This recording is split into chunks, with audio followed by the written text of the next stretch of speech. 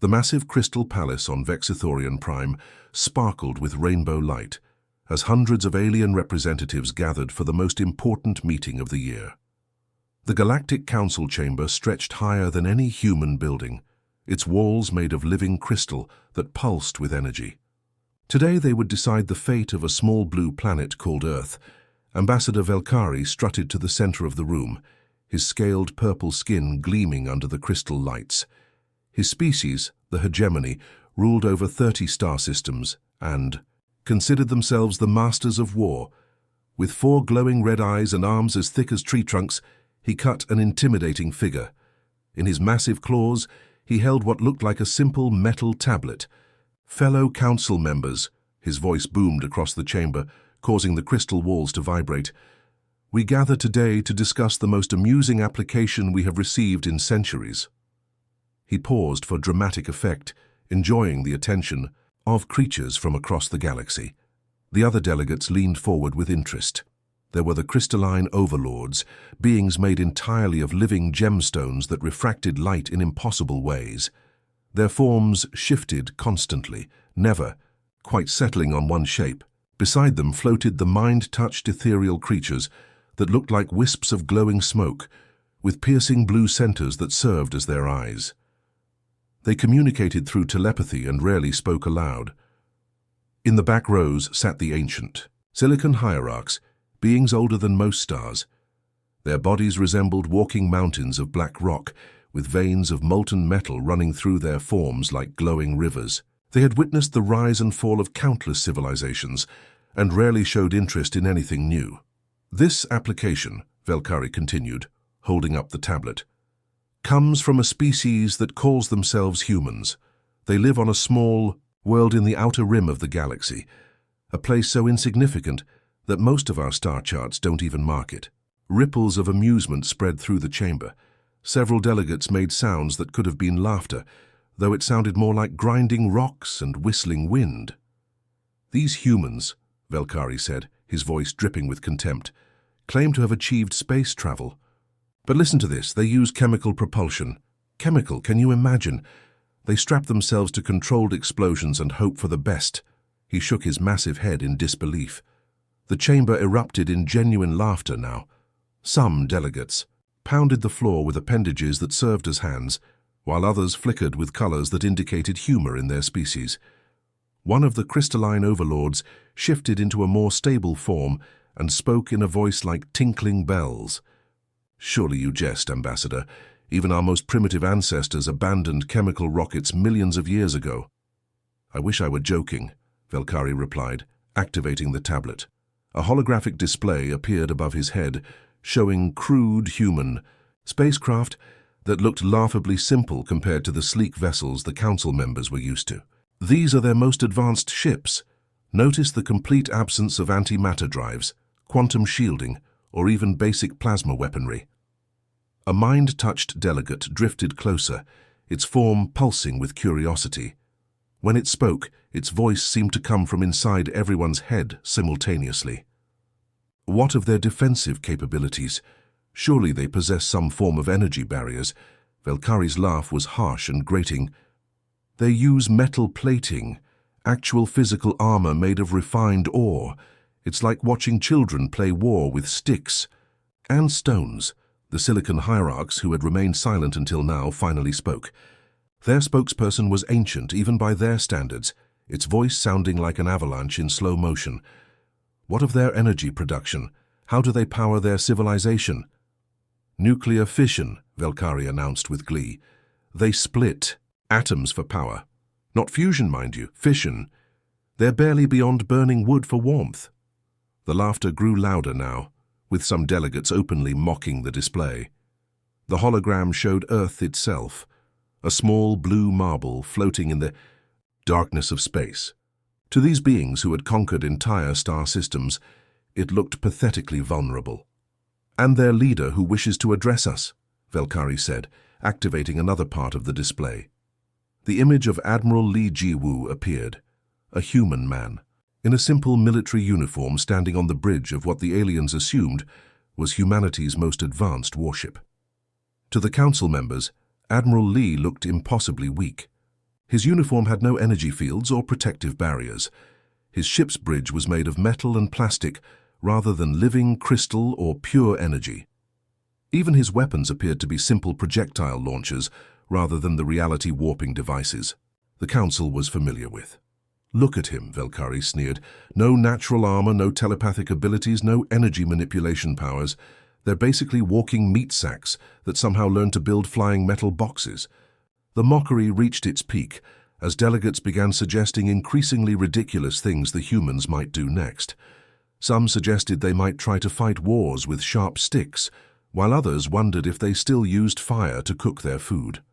Finally, the ancient leader of the Silicon hierarchs called for order. "Enough amusement for one day. What does the Council decide regarding this application?" Velkari straightened to his full impressive height.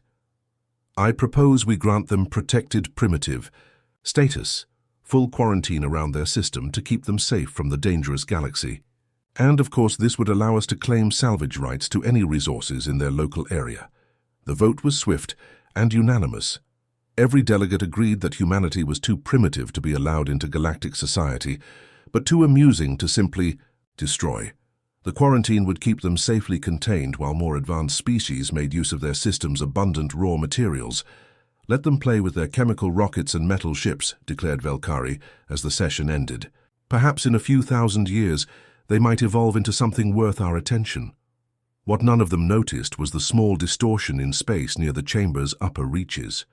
Captain Park Min-ho's reconnaissance vessel hung motionless in the shadows, its advanced cloaking systems making it completely invisible to every sensor the aliens possessed. Every word, every laugh, every dismissive gesture was being recorded and transmitted back to Earth in real time. The aliens had made their decision about humanity based on what they thought they knew. Soon, they would learn the difference between what humans chose to show the galaxy and what they were truly capable of. The greatest mistake in galactic history had just been made, and none of them had any idea what was coming. The vast emptiness of space around Earth's solar system had been peaceful for 6 long months since the Galactic Council's decision.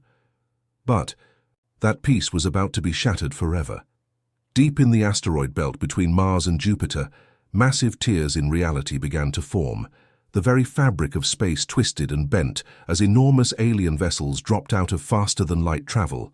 One by one, the hegemony mining fleet materialized. 12 colossal ships, each larger than a human city, their hulls gleaming with the same purple metal as their creator's skin.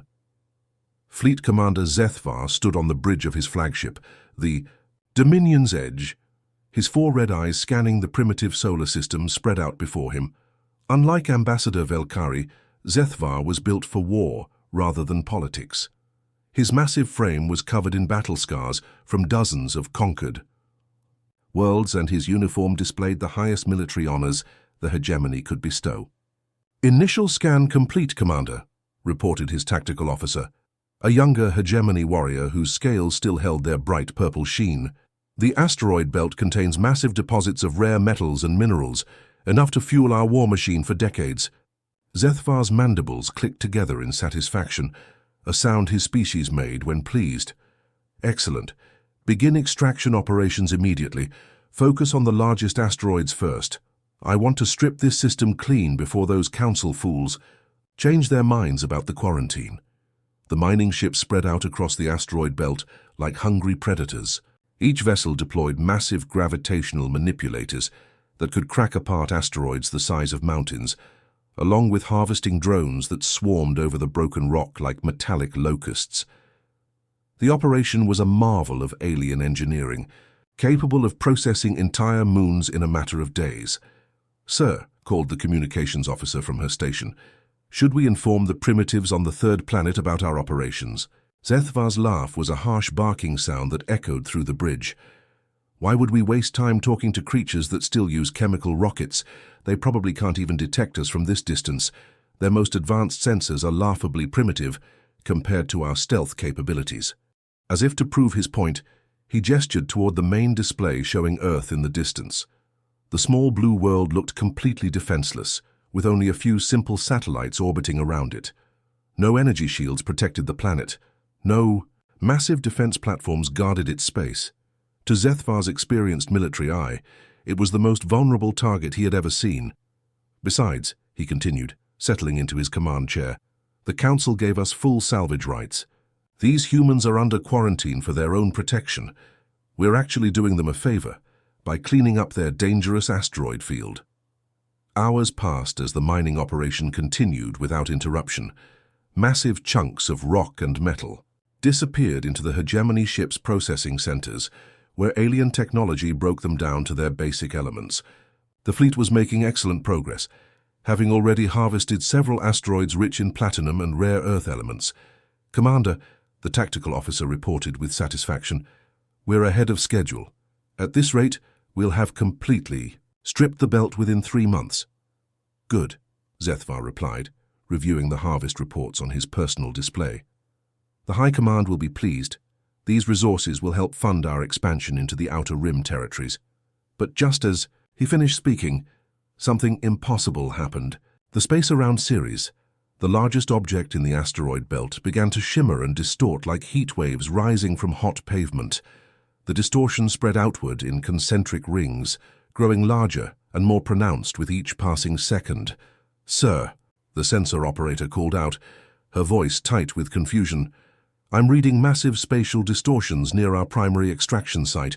The readings don't match any known natural phenomena." Zethvar leaned forward in his chair, his combat instincts suddenly alert.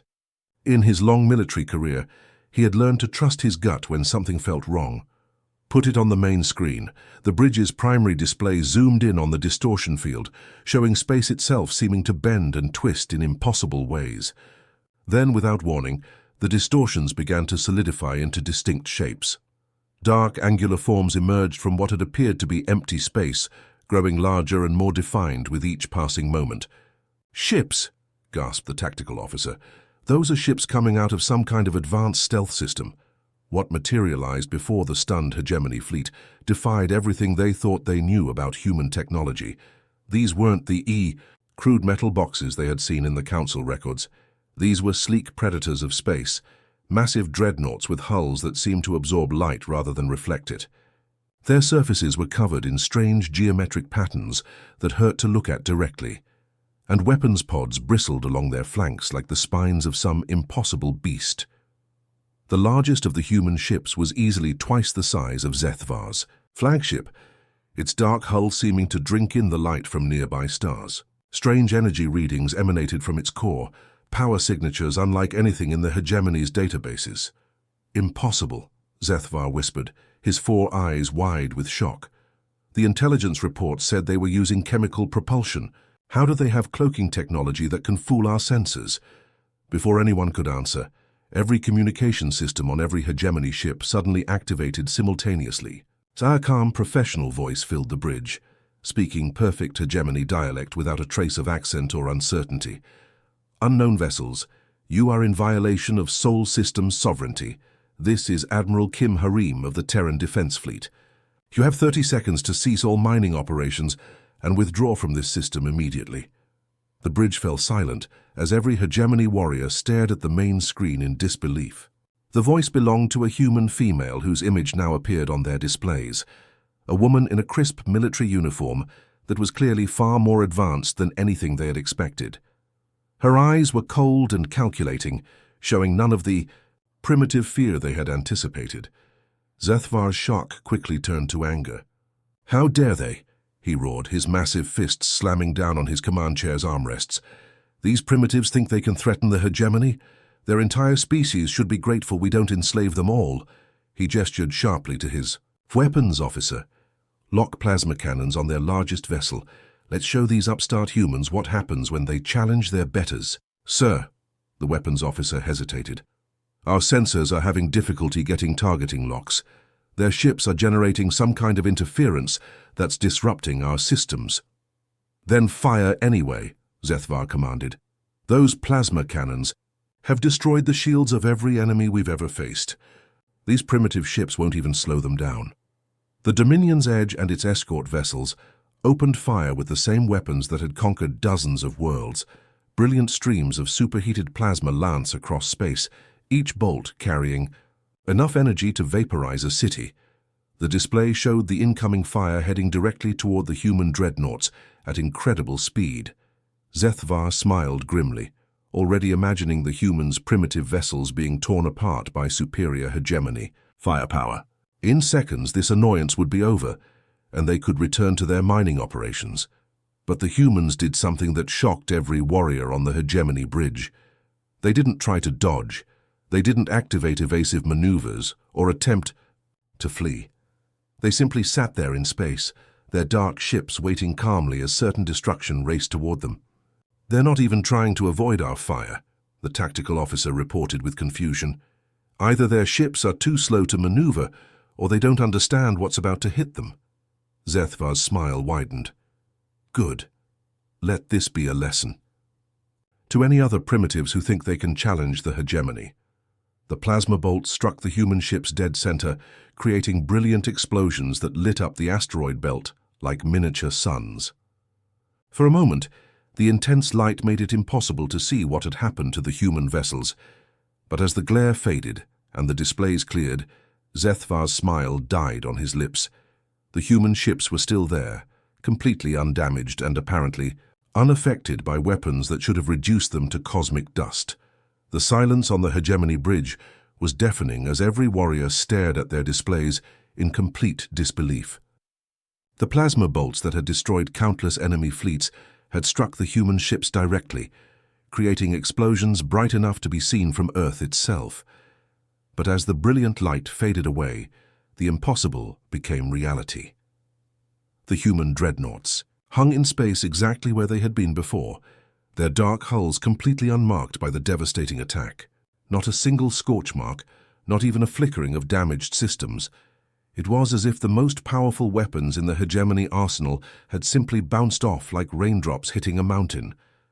"Impossible," whispered the tactical officer, his scaled hands trembling as he ran diagnostic after diagnostic on the weapon systems. "Our plasma cannons are operating at full power.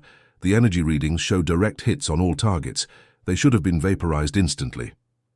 Commander Zethvar's four eyes blazed with fury and growing fear. In 30 years of military service, he had never encountered shields that could completely absorb plasma fire without even flickering. "Run another scan on those ships," he ordered, his voice tight with tension. "I want to know what kind of defensive technology they're using." Before the sensor operator could comply, Admiral Kim Harim's voice cut through their communications again, calm and professional, as if nothing had happened. "You have chosen to ignore our warning. The Terran Defense Fleet will now demonstrate why that was a mistake." On the main display, the human ships began to move with a grace that defied their massive size.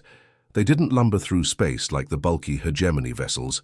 Instead, they flowed like living creatures, their dark hulls seeming to bend and shift as they positioned themselves for attack.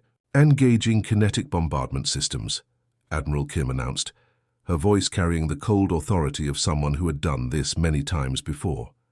The largest human dreadnought suddenly sprouted dozens of launch tubes along its flanks, each one glowing with an ominous blue light.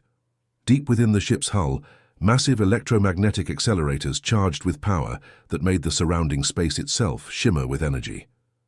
"Sir," the hegemony sensor operator called out in panic, "I'm reading massive energy buildups in their weapon systems. The power signatures are off the charts, higher than anything in our databases." Zethvar felt a chill run down his spine despite his warriors' training.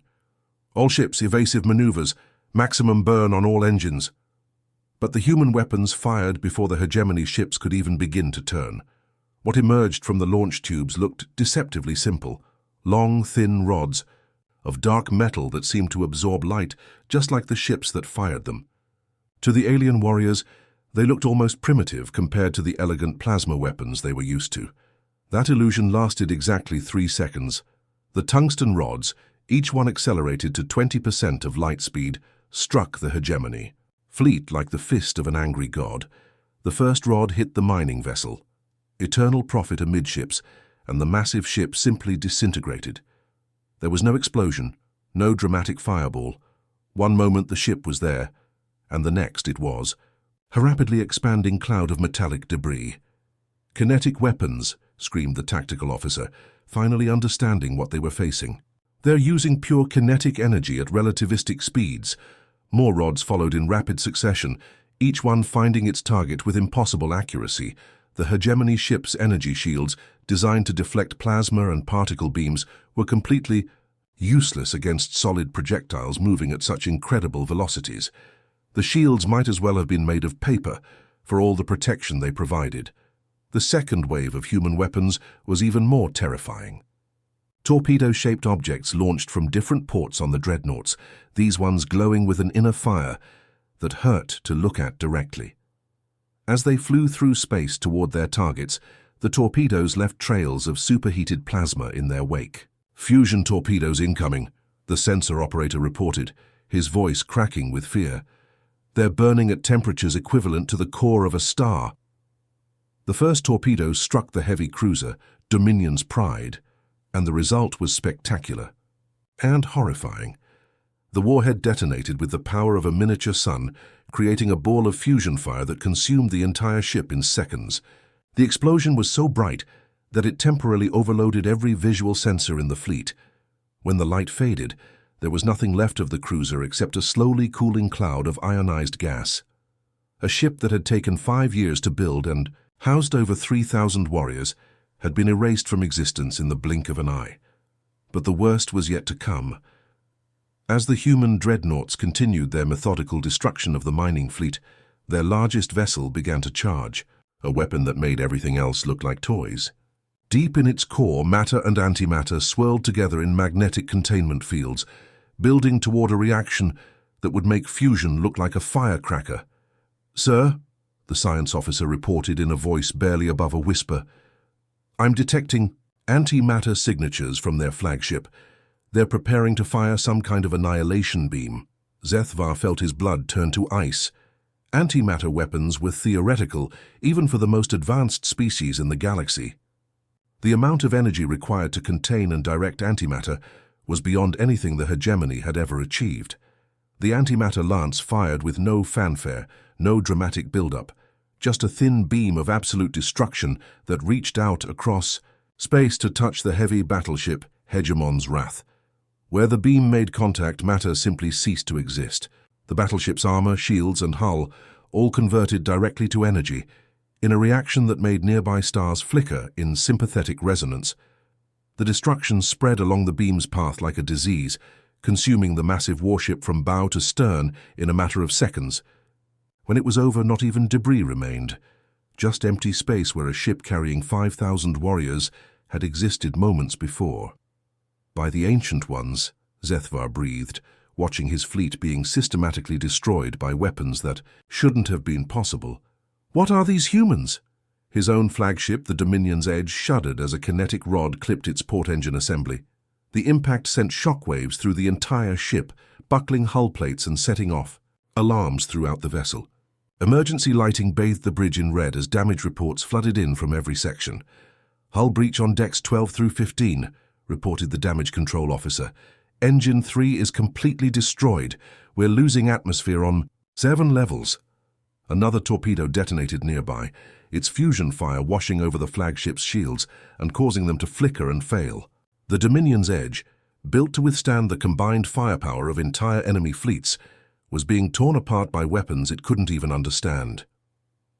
With shaking hands, Zethvar activated the emergency communication system that would reach hegemony. High command instantly across thousands of light years. "This is Fleet Commander Zethvar," he gasped as another impact threw him against his command chair. "Emergency priority transmission to all hegemony forces. Do not engage human vessels under any circumstances." The transmission crackled with static as the ship's communication array took damage, but his words still came through clearly. "They're not primitive. Everything we thought we knew was wrong. Their technology is centuries beyond ours. Maybe thousands of years beyond ours. We've made a terrible mistake." As he spoke, similar scenes were playing out across human space. The crystalline overlords had sent probe ships to test Earth's defenses near Neptune, only to watch them be destroyed by weapons that turned their living crystal hulls into inert rock. The Mind-Touched had attempted to use their telepathic abilities to influence human minds. only to discover that humans possessed natural psychic resistance that made their mental attacks useless. Even the ancient Silicon hierarchs, who had seen the rise and fall of 1,000 civilizations, found their exploration vessels being politely but firmly escorted out of the solar system by human ships that moved faster and hit harder than anything they had encountered in millions of years of existence. The galaxy was learning a harsh lesson about the difference between what humans chose to show and what they were truly capable of. The age of underestimating Earth had ended in fire and fury, and the survivors would carry that message to every corner of known space. The emergency alert that screamed across every galactic communication network was unlike anything the civilized species had ever seen. In the space of just 6 hours, news of humanity's devastating counterattack reached every corner of known space, carried by desperate survivors and automated distress beacons from destroyed fleets. On the crystal moon of Velthara, home to the crystalline overlord's central hive mind, thousands of living gemstone beings connected their consciousness to process the incoming data. Their shared intelligence, capable of analyzing billions of calculations per second, worked frantically to understand what had happened to their probe fleet near Neptune. The tactical recordings were horrifying. Their ships, made of living crystal that could adapt and regenerate damage, had been turned into lifeless rock by human weapons that somehow disrupted the very force that gave them life. The crystal beings had existed for millions of years, surviving the collapse of entire star systems, but they had never encountered technology that could kill their fundamental essence. "The analysis is complete," announced their prime consciousness, a being of pure crystalline light that spoke for the entire species. "Human weapons technology operates on principles we do not recognize. Their kinetic bombardment systems achieve velocities we calculated as impossible. Their fusion torpedoes burn hotter than the cores of giant stars. Most disturbing of all, their antimatter weaponry appears to violate several fundamental laws of physics." The revelation sent shockwaves through the hive mind. If the crystalline overlords, with their millions of years of scientific advancement, couldn't understand human technology, then the galaxy was facing something completely unprecedented. Meanwhile, in the ethereal realm between dimensions where the mind touched made their home, similar panic was spreading through their telepathic network. These beings, who existed as pure thought and could penetrate the consciousness of any known species, had encountered something that shook them to their very core. "The human minds," whispered consciousness who sees all, the eldest of their kind. "They are closed to us, not through technology or training, but naturally. It is as if their species evolved with built-in resistance to mental intrusion." The implications were staggering. The mind touched had influenced galactic politics for millennia by reading the thoughts of other species leaders. They had prevented wars by understanding the true intentions behind diplomatic negotiations and had guided younger civilizations away from destructive paths. But humans were completely invisible to their abilities. "Worse," continued the ancient consciousness, "when we attempted to probe deeper, their minds didn't just resist, they pushed back. Several of our scouts reported experiencing human emotions and memories, as if the connection worked in reverse. We may have revealed more about ourselves to them than we learned about them." The news grew worse with each passing hour. The Silicon hierarchs, beings so ancient they remembered when the galaxy was young, reported that their exploration vessels had been intercepted by human ships that demonstrated technology beyond anything in their vast archives. Ships that moved without visible propulsion, weapons that fired projectiles faster than their sensors could track, and most impossibly, artificial gravity systems that seemed to manipulate space-time itself. On the trade world of Nexus Prime, alien merchants who had been preparing expeditions to exploit Earth's primitive resources suddenly found themselves canceling contracts worth trillions of credits. The commodity markets crashed as species across the galaxy realized that humanity might possess resources and technology far more valuable than anything they could offer in return. Emergency diplomatic channels buzzed with frantic communications, as every major power tried to understand what they were dealing with.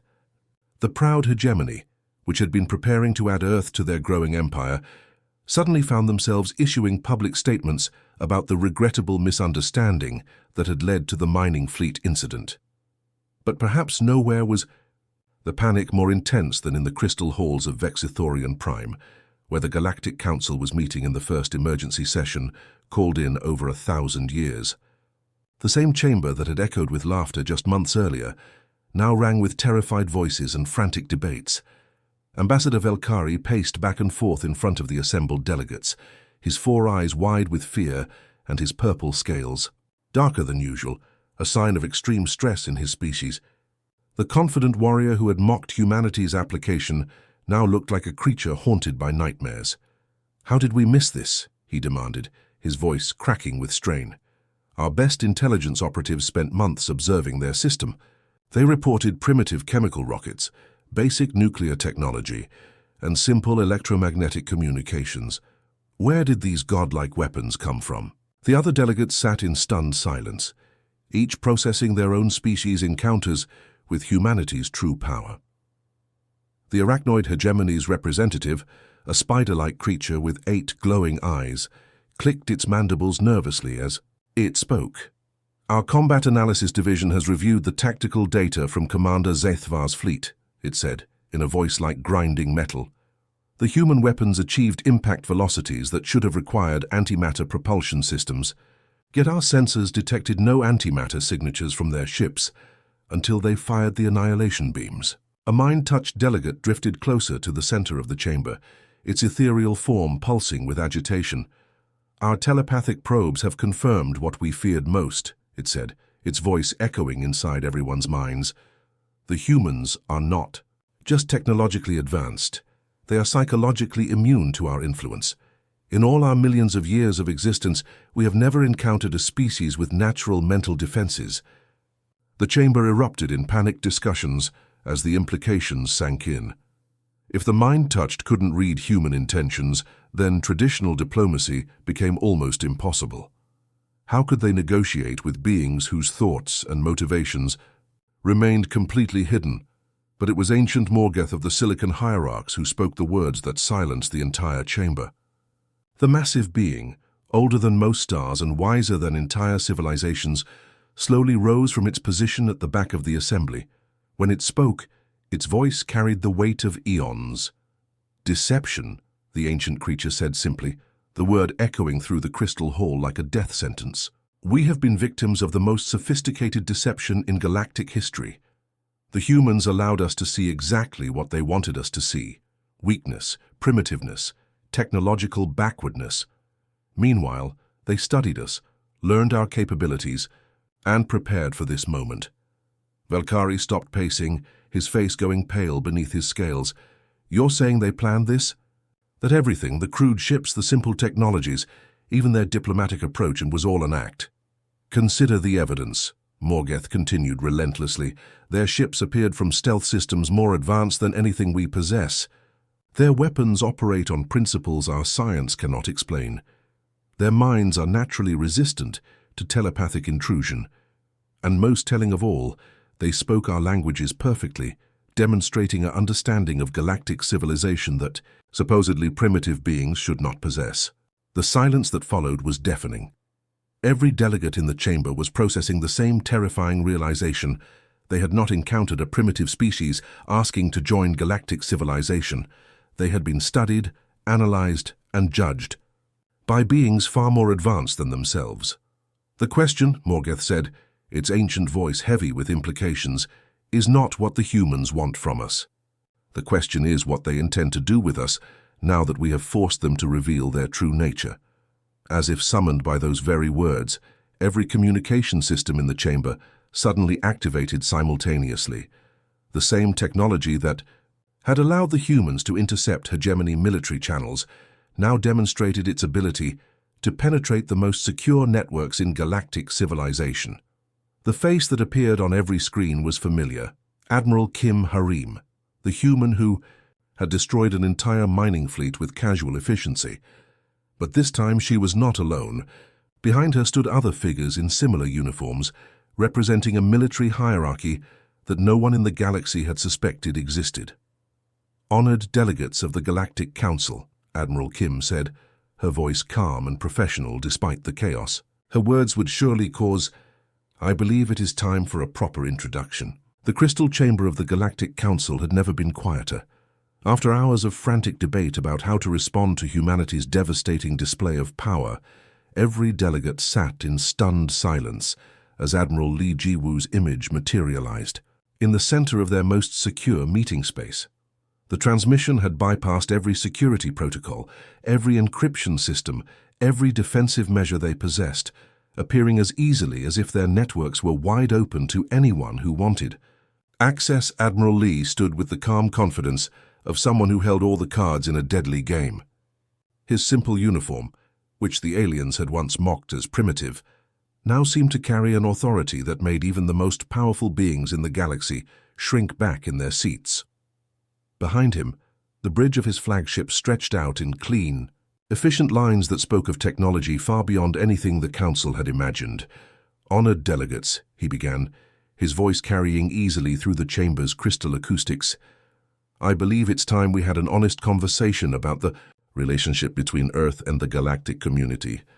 Ambassador Velkari, who had spent the last several hours in a state of barely controlled panic, found his voice first.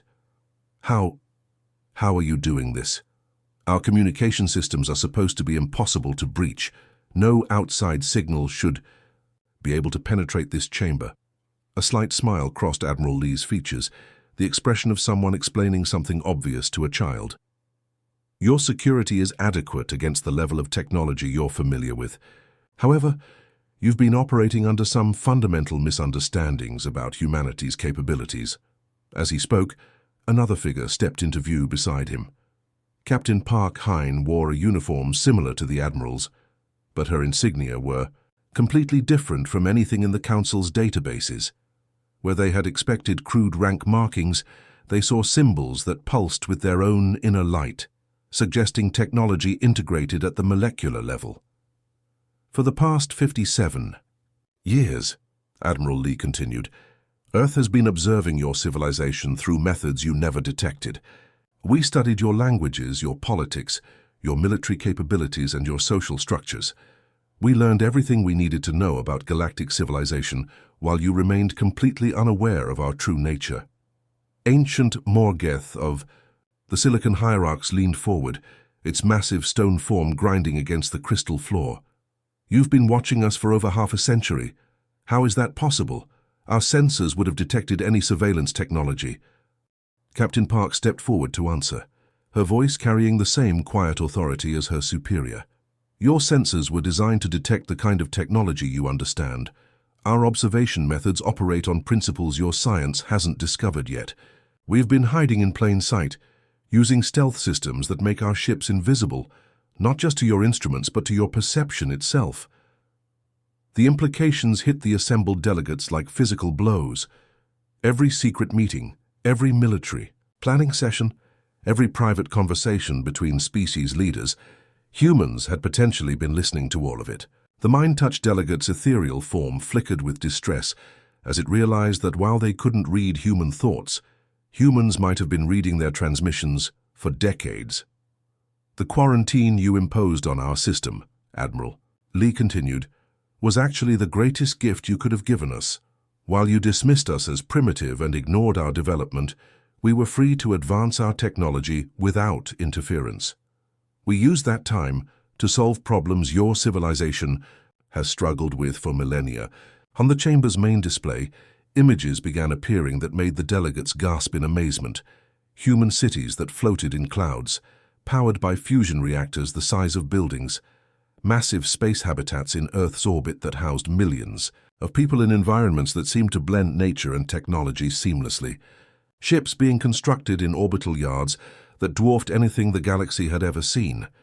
"Your energy production is still limited by resource scarcity," Captain Park explained as the images shifted to show human achievements.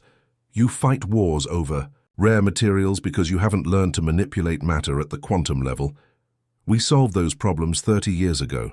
The display showed human factories that seemed to create complex materials from simple elements, rearranging atoms like a child playing with building blocks. The technology represented a level of control over physical reality that made even the Ancient silicon hierarchs look primitive in comparison. But technology isn't why we remained hidden, Admiral Lee said, his expression growing more serious. We observed your civilization's approach to less advanced species. We saw how you treat those you consider inferior. We witnessed the hegemony's conquest campaigns, the mind-touched manipulation of developing cultures, and the general attitude that might makes right. The accusation hung in the air like a weapon. Every species in the chamber had, at some point, used their advanced technology to dominate or influence less developed civilizations.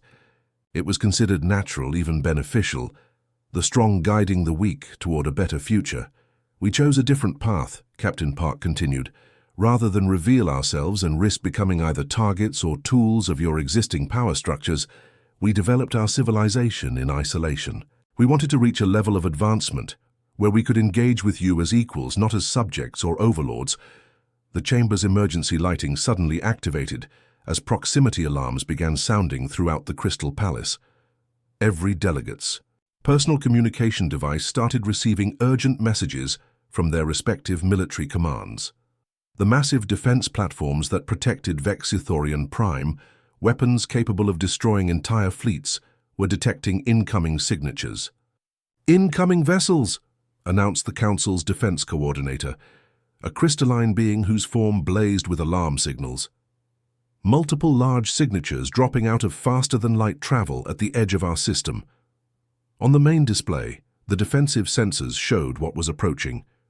A fleet of human dreadnoughts, each one larger than the ships that had destroyed the hegemony mining operation, were materializing in perfect formation at the system's outer boundary. Their dark hulls seemed to absorb the light from nearby stars, making them appear like holes cut out of space itself. But what made the delegates' blood run cold wasn't the size or number of the ships. It was their behavior. The human fleet wasn't moving in attack formation. They weren't charging weapons or deploying assault craft. Instead, they hung in space like patient guardians, their weapons powered down, but their presence unmistakably clear. "We didn't come here to conquer," Admiral Lee said, his voice cutting through the panicked chatter that had erupted in the chamber. "We came here to establish our place in the galactic community. The quarantine you imposed ends today. Earth will join your civilization, but as equals, not as subjects to be protected or resources to be exploited." Captain Park gestured toward the display showing the human fleet. "Those ships represent a fraction of our defensive capabilities. They're here not as a threat, but as a promise. Humanity is prepared to take our place as protectors of this galaxy, defenders of those who cannot defend themselves." The transformation in the chamber was remarkable. The same delegates who had laughed at humanity's membership application just months ago now sat in awed silence, finally understanding what they were truly dealing with. These weren't primitives seeking to join a more advanced civilization. These were potential guardians offering to share their protection with those who had once dismissed them.